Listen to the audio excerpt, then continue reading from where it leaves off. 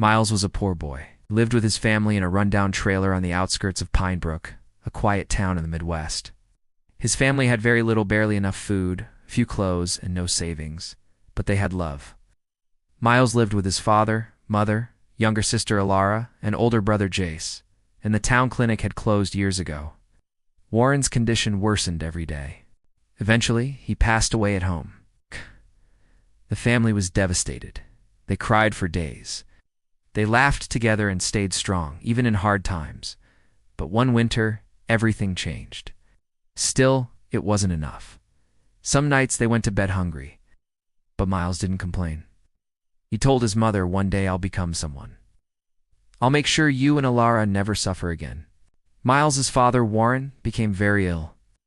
There was no money for a doctor. Miles stood by his mother, Iris, and promised, "I'll take care of you and Alara. I won't let you down." Jace, his brother, tried to help too. But not long after, Jace also fell ill. They had no medicine, but Willa's parents didn't approve. They were wealthy and had plans for her future. One day, they told Miles, "You'll never be enough for her. She needs someone with a future." Iris and Miles could only watch helplessly as Jace's strength faded. He, too, passed away.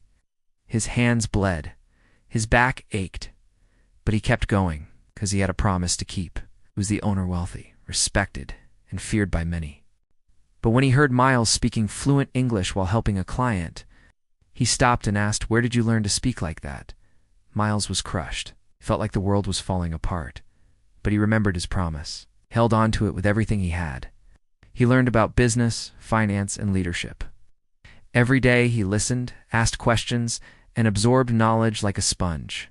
His mother worked long hours, cleaning houses, washing clothes, and doing odd jobs. She hugged him and said gently, "I believe in you, Miles." Mr. Callahan admired his loyalty and drive. One day he called Miles into his office and said, "You're ready. I want you to be the CEO." But he wiped his tears and woke up each day determined. One day he brought his mother and sister there. "This is ours now," he said. "Come work in my office. You're a good boy. Study hard. Work harder. Never give up." The news channels, magazines, and eventually your favorite channel, Inspirational Hub, told the world about him. "You can still make it." He thanked Mr. Callahan and promised to carry the company with honor. "You kept your promise," she whispered. "Made me proud, Miles."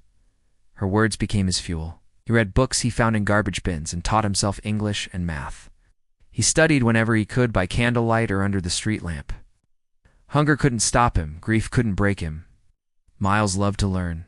He gave scholarships to children with dreams, visited shelters, offering hope and meals. He always remembered his mother's words. Study hard, work hard, never give up. He worked small jobs around Pine Brook. He mowed lawns, cleaned diners, hauled trash, and worked long shifts at a dusty warehouse. Sometimes he cried silently at night. He missed his father, missed Jace. Miles also had a childhood friend, Willa. She was kind, sharp, and always believed in him. They shared dreams under the stars. Miles was heartbroken. Willa wept too, but she had no choice but to obey her family. Still, Miles didn't give up. His dreams were bigger than his pain. Then one day, everything changed. A man named Mr. Callahan visited the warehouse where Miles worked. "I taught myself, sir," Miles replied. Mr. Callahan was stunned. "You're gifted. It was a dream come true." Miles now wore clean clothes and worked as Mr. Callahan's assistant. Years passed. Miles never forgot where he came from. He stayed humble. Miles was speechless. Tears filled his eyes. As CEO, Miles grew the company beyond what anyone imagined. He made millions, but he never forgot his promise. He bought a beautiful house in the heart of Seattle. They cried happy tears. Iris hugged her son tightly. Laura jumped into his arms.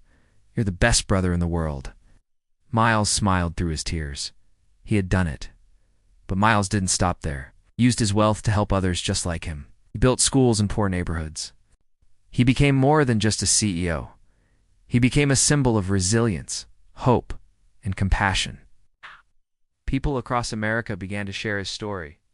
Miles taught that no matter where you start, no matter how hard life gets, you can still rise. Story became a light for those still stuck in the dark.